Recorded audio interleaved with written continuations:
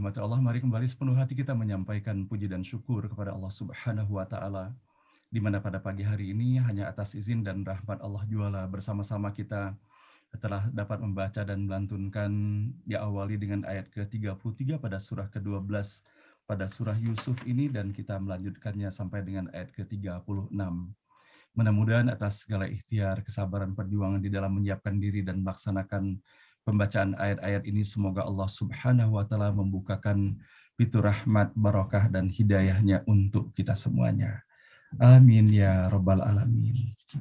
Nah, baiklah Bapak dan Ibu, kita masih berada dalam bagian kisah yang luar biasa di dalam kisah Yusuf ini. Sebagaimana biasa, sebelum kita melanjutkan dengan menelusuri pesan-pesan terbaru yang terdapat dalam ayat-ayat yang kita baca pada pagi hari ini, kita akan memperhatikan sejenak atas apa-apa saja yang telah kita dapati di dalam ayat-ayat yang sebelumnya.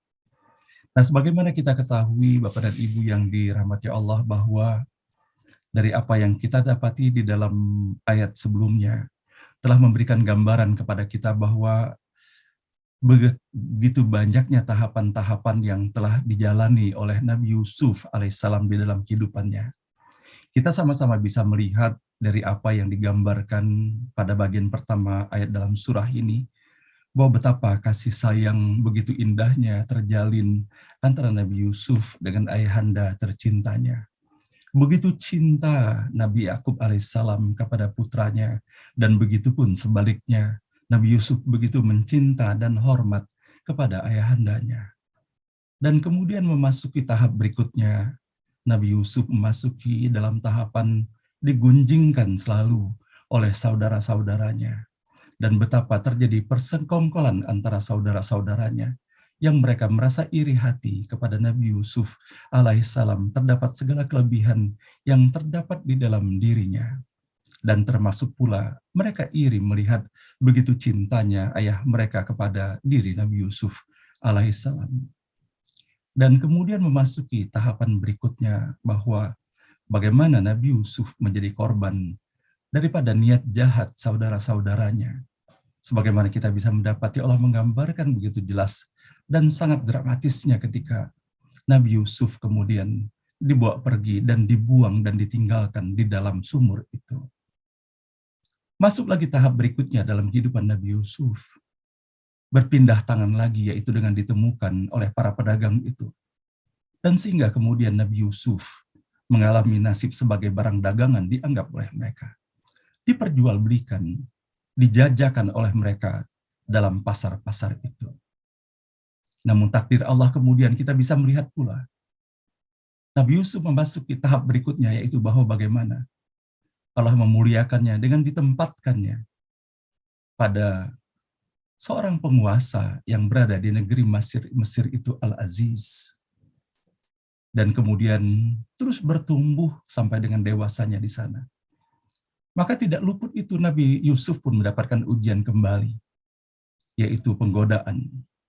Bukan lagi secara fisik, tetapi bahwa bagaimana hal ini dengan penuh rekayasa luar biasa yang dilakukan oleh istri daripada majikannya. Dan kemudian memasuki pula dalam tahap berikutnya, sebagaimana yang telah kita dapati di dalam ayat-ayat yang telah sama-sama kita baca kemarin. Bukan saja istri Al-Aziz itu telah menfitnah Nabi Yusuf, bahwa Nabi Yusuflah yang dianggap mengawali semuanya itu dengan disampaikannya kepada suami daripada wanita itu.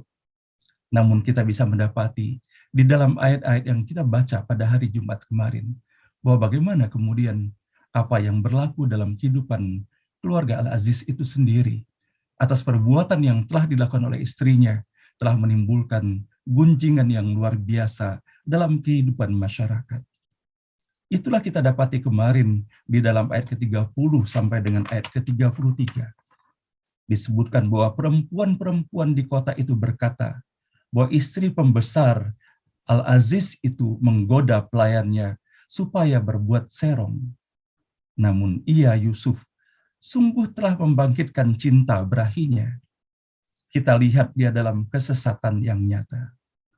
Maka betapa di sini Allah mengingatkan kepada kita semuanya, dan boleh jadi berlaku pula dalam kehidupan masyarakat kita sekarang ini, bahwa ada sebuah kejadian yang sesungguhnya kalau seandainya kejadian itu sendiri dapat diselesaikan, tidak ditingkahi, tidak ditambah dengan begitu liarnya gosip-gosip yang berkembang. Maka inilah sesungguhnya Allah telah menggambarkan dan boleh jadi kita mendapati sekarang ini. Ada satu peristiwa, bukannya banyak orang untuk membantu menyelesaikan permasalahan itu, namun justru orang menjadikannya sebagai konsumsi, dianggap hiburan bagi mereka, dan tidak menyadari bahwa sesungguhnya itu adalah merupakan perbuatan yang sangat tidak disukai oleh Allah Subhanahu wa Ta'ala. Dan begitu pun Bapak dan Ibu yang dirahmati Allah, bahwa sepatutnya pula menjadi kehati-hatian bagi kita semuanya. Betapa ketika sebuah kesalahan yang dilakukan dan kemudian tiada kesadaran akan kesalahan itu sendiri, apalagi diiringi dengan permohonan ampunan kepada Allah Subhanahu wa Ta'ala, maka potensi yang bisa terjadi adalah semakin terjerumusnya ke dalam kesalahan-kesalahan dan perbuatan dosa berikutnya. Maka inilah yang telah Allah gambarkan kepada kita semuanya melalui apa yang kita dapati dalam ayat 30 sampai dengan ayat 33 kemarin. Bahwa betapa pada seorang wanita, pada seorang perempuan, istri Al-Aziz itu, yang konon disebutkan bernama Zulaiha itu, bahwa setelah melakukan perbuatan yang tidak pantas kepada Nabi Yusuf, maka kemudian berlanjut pula perbuatan buruknya. Setelah mendapati bahwa perbuatan itu menjadi gosip yang luar biasa, maka ia pun telah merencanakan sesuatu untuk mengundang para wanita-wanita yang terutama dari kelompok istri-istri daripada pejabat itu dijamu untuk melaksanakan makan di rumahnya. Maka kita bisa melihat bahwa apa yang terjadi kemudian dengan upayanya untuk mempertontonkan pula Nabi Yusuf kepada kelompok wanita-wanita yang notabene adalah istri-istri pembesar pada waktu itu. Bukankah sesungguhnya atas apa yang telah terjadi pada dirinya, yaitu ketergodaan kepada Nabi Yusuf, maka dibukakannya pada perempuan-perempuan lain untuk mengalami hal yang sama dengan yang berlaku pada dirinya. Sehingga kita bisa mendapati bahwa bagaimana Allah menggambarkan hal ini, situasi dan kondisi pada kelompok ibu-ibu itu kemudian ternyata mereka mengalami ketergodaan yang sama dengan apa yang telah dialami oleh Zulaiha itu sendiri. Bukankah kini menyebar keburukan itu yang semula hanya dilakukan oleh dirinya, maka kemudian merebak pula dan dilakukan pula oleh perempuan-perempuan lainnya. Nah, Bapak dan Ibu yang dirahmati Allah, tidak cukup dengan itu kemudian kita bisa mendapati dalam ayat ke-32, semakin terperosok kembali kejahatan yang telah dilakukannya, yaitu dengan menganggap kemudian bahwa perbuatan yang dilakukannya bukanlah perbuatan yang salah. Dianggap bahwa itu adalah perbuatan yang umum, mendapati bahwa kemudian betapa perempuan-perempuan istri pejabat itu kemudian sampai melukai tangannya. Sehingga dianggapnya adalah merupakan sebuah pembenaran kalau dia sampai tergoda dan merayu Nabi Yusuf alaihissalam. Nah, Bapak dan Ibu yang dirahmati Allah, tidak berhenti di sini kejahatan yang terjadi. Meningkat lagi kemudian betapa Zulaiha dan didukung oleh perempuan-perempuan itu menyampaikan di hadapan Nabi Yusuf sebuah ancaman yang luar biasa. Yaitu apabila Nabi Yusuf tidak mau mengikuti keinginan mereka, maka Nabi Yusuf akan dimasukkan ke dalam penjara. Kita bisa membayangkan bahwa bagaimana melalui ayat ke-32 Allah menyampaikan ketika perempuan itu berkata kepada kelompok ibu-ibu lainnya, orang inilah yang karenanya kamu telah menyalahkan aku, dan aku telah menggodanya supaya dia berbuat serong, tetapi ia tetap tak ternodakan. Dan kalau tidak mau melakukan apa yang kuperintahkan, pasti ia akan dimasukkan ke dalam penjara, dan ia akan menjadi orang yang hina. Betapa Bapak Ibu kalau saat kita membayangkan bagaimana situasi dan kondisi ketika perempuan ini mengatakan kepada Nabi Yusuf alaihissalam, boleh jadi dengan penuh percaya diri di hadapan perempuan-perempuan lainnya, dan bahkan menunjukkan kekuasaannya bahwa ia bisa memasukkan Nabi Yusuf itu ke dalam penjara. Betapa satu kejahatan dilingkari kemudian dengan kejahatan-kejahatan berikutnya. Yang tadinya adalah merupakan kejahatan tunggal yang dilakukan oleh dirinya, maka kini telah menjadi kejahatan berjemaah bersama kelompok ibu-ibu yang lainnya. Namun Allah menyampaikan sebuah keteladanan bagi kita semuanya melalui apa yang disampaikan dan diucapkan oleh Nabi Yusuf alaihissalam. Nabi Yusuf mengatakan Qala rabbis sijdu ahabbu ilayya mimma yad'unani ilaihi. Nabi Yusuf berkata, Tuhan, penjara lebih kusukai daripada memenuhi ajakan mereka. Sehingga atas apa yang kita dapat dalam ayat ini Bapak dan Ibu, menunjukkan kepada kita semuanya dalam ayat ini bahwa semula ketika Nabi Yusuf mendapatkan godaan atau ajakan, hanya ajakan tunggal dari seorang wanita, istri Al-Aziz itu. Namun kemudian disampaikan dalam doa Nabi Yusuf, bahwa kemudian ternyata kini berjemaah bahwa ajakan itu bukan hanya dari perempuan itu, tetapi juga oleh seluruh perempuan-perempuan yang hadir di dalam forum itu. Maka bagaimana Nabi Yusuf menghantarkan kepada Allah, kalau tidak engkau hindarkan tipu muslihat mereka daripadaku, aku akan cenderung kepada mereka, dan aku akan tergolong ke dalam orang yang bodoh.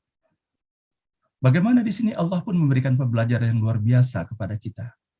Bahwa kita adalah manusia yang sangat lemah tanpa adanya kekuatan yang Allah berikan kepada kita semuanya. Dan hal inilah yang dikatakan oleh Nabi Yusuf alaihissalam.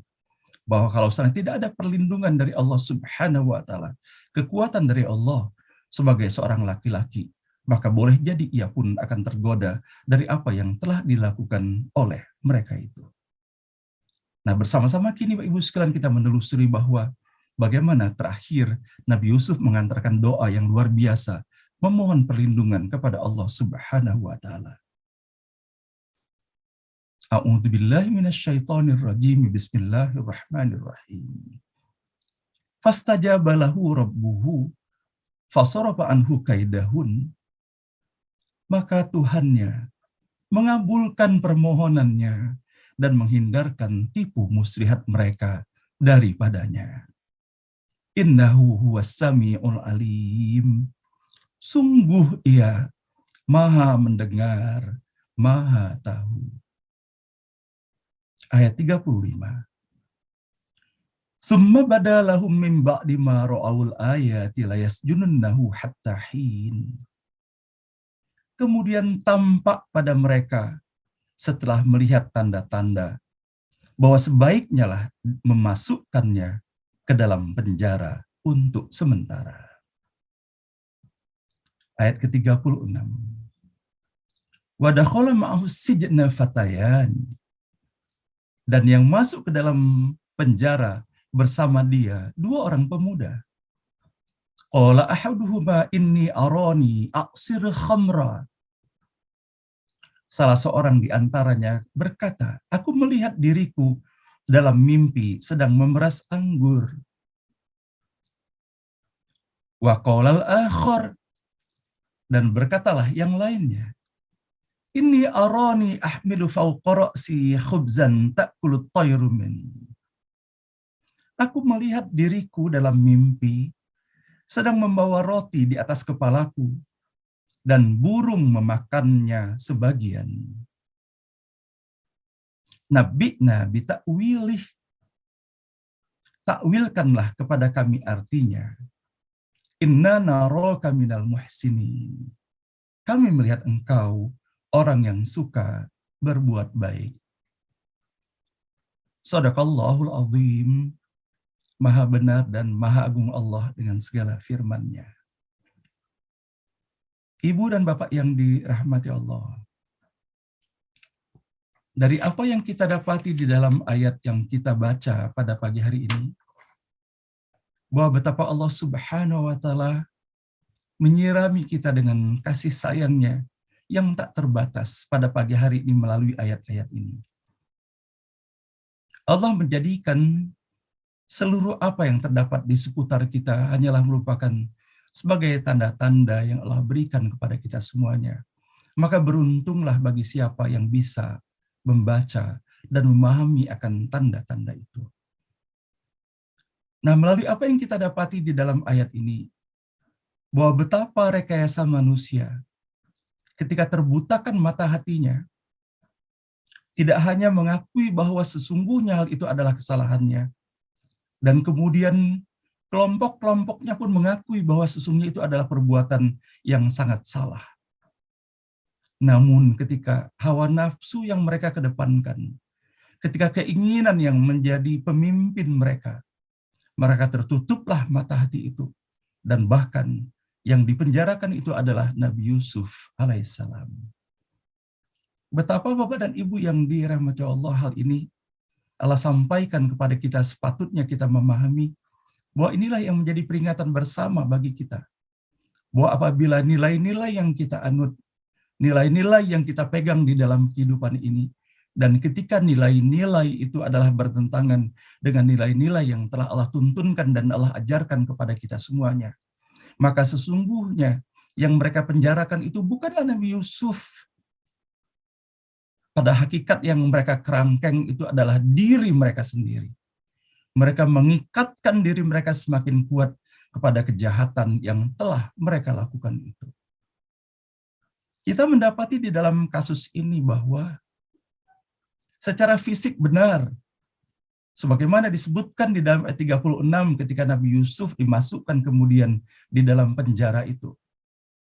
Yang kita dapati bahwa ancaman untuk memasukkan ke dalam penjara ini pertama kali disampaikan oleh istri Al-Aziz itu kepada suaminya ketika ia memfitnah Nabi Yusuf.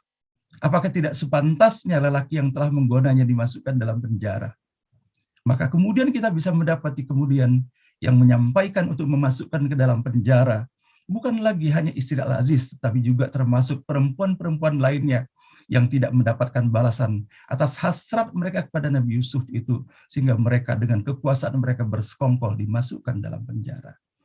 Padahal sebetulnya kalau kita mendapati apa yang disampaikan oleh Nabi Yusuf, penjara lebih kusukai daripada memenuhi ajakan mereka.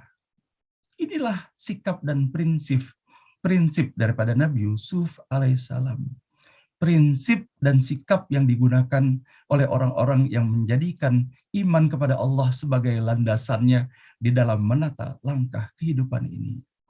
Apalah artinya mulia di hadapan mulia kalau sana hina dan nista di hadapan Allah Subhanahu wa Ta'ala. Maka disinilah Bapak Ibu sekalian yang dirahmati Allah, saya ingin sekali menyampaikan pesan ini kepada diri saya pribadi dan bersama-sama kita menyampaikan pesan ini kepada setiap diri kita.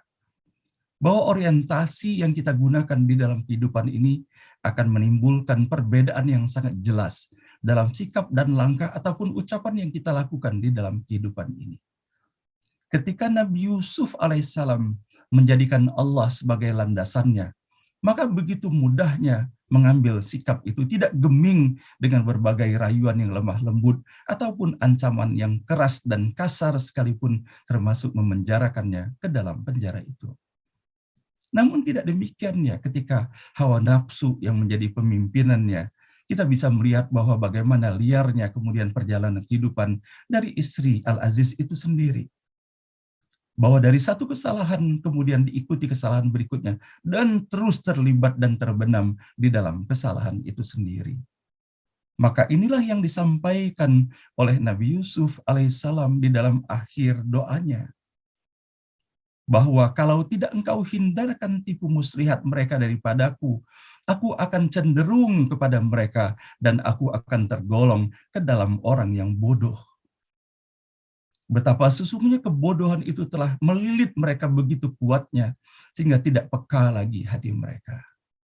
Nah, disinilah Bapak dan Ibu yang dirahmati Allah, insya Allah nanti kita bisa mendapati bahwa bagaimana kelanjutan daripada ayat-ayat ini yang menggambarkan bahwa ketika Nabi Yusuf yang dilandasi keimanannya kepada Allah Subhanahu wa Ta'ala, kesantunannya dan kehalusannya secara bertahap kemudian Allah tingkatkan derajat kemuliaannya di hadapan manusia. Bagaimana secara bertahap Allah tunjukkan kepada mereka bahwa sesungguhnya bodohlah mereka yang telah melakukan penistaan dan penghinaan kepada Nabi Yusuf alaihissalam itu. Nah, Bapak dan Ibu yang dirahmati Allah, betapa kalau seandainya kita memperhatikan benar atas apa yang disajikan di dalam ayat ke-36 yang kita baca pada pagi hari ini. Sama seperti halnya, kita tidak bisa menutupi matahari terhadap diri seseorang. Maka di dalam ayat yang kita baca pada pagi hari ini, walaupun kelompok istri Al-Aziz bersama para perempuan-perempuan itu menganggap hina dan memenjarakan Nabi Yusuf, Atau boleh jadi banyak kemudian orang-orang yang terprovokasi atas fitnah yang telah mereka sampaikan.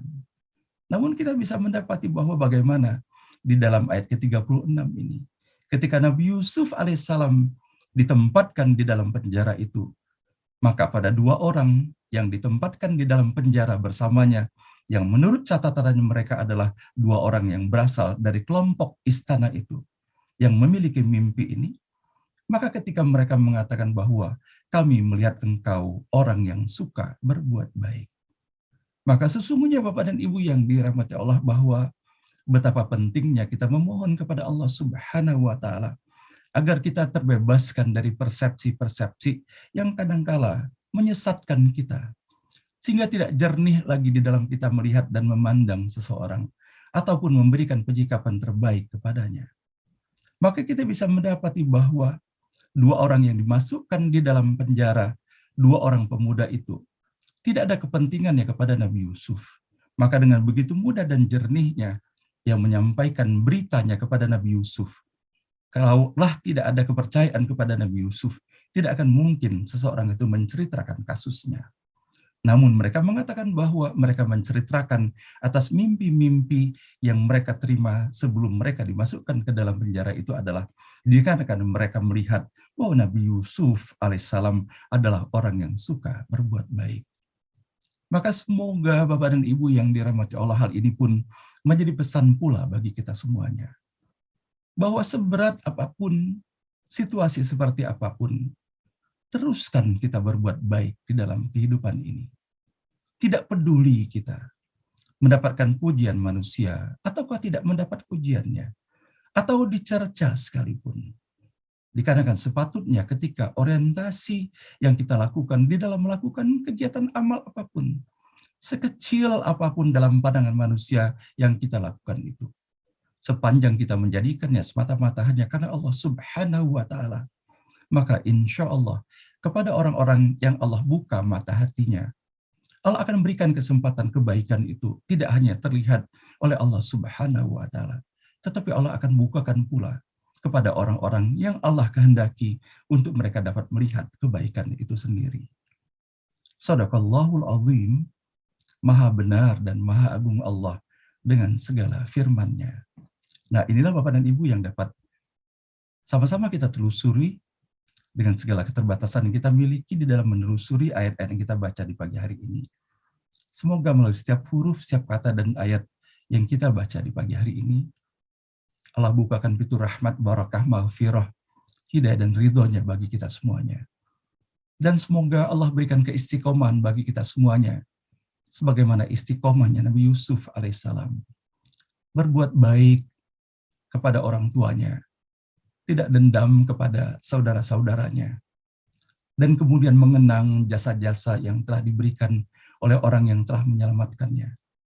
Dan bagaimana kemudian yang telah kita dapati bahwa dalam kesabaran dan keikhlasan itulah kemudian Nabi Yusuf pun Allah berikan segala keistimewaan baginya.